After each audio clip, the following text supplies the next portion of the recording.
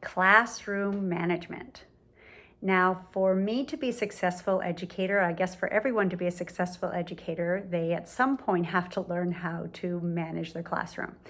Now, I was the happy music teacher. So during my time as a teacher, I would teach hundreds of kids in a week, all different ages, from newborns to fifth graders. One time I even taught into middle school.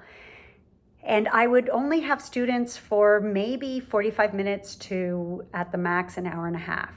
So I had to have excellent class management skills in order to be able to do anything, especially as a music teacher.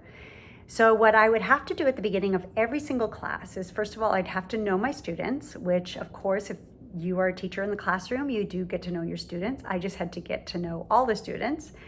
And by doing that, what I would do is I would make sure I greeted every single student on the way in. So they would know I'd greet them in the hallway first, and then I would give them instructions in the hallway.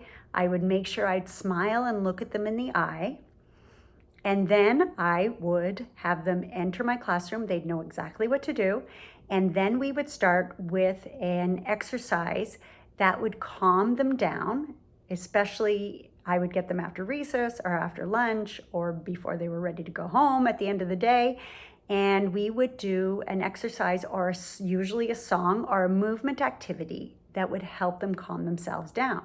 And that's where I started implementing Hedgy's Guide to Calm. I didn't call it that back then, but I would start singing, stop, look, listen, wiggle and breathe and visualize.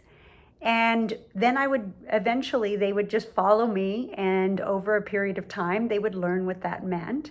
And we'd start off our day, our lesson, using what now I call, or Hedgy calls, superpowers. And then we would have a very productive and effective lesson, and everyone would leave feeling good and very happy.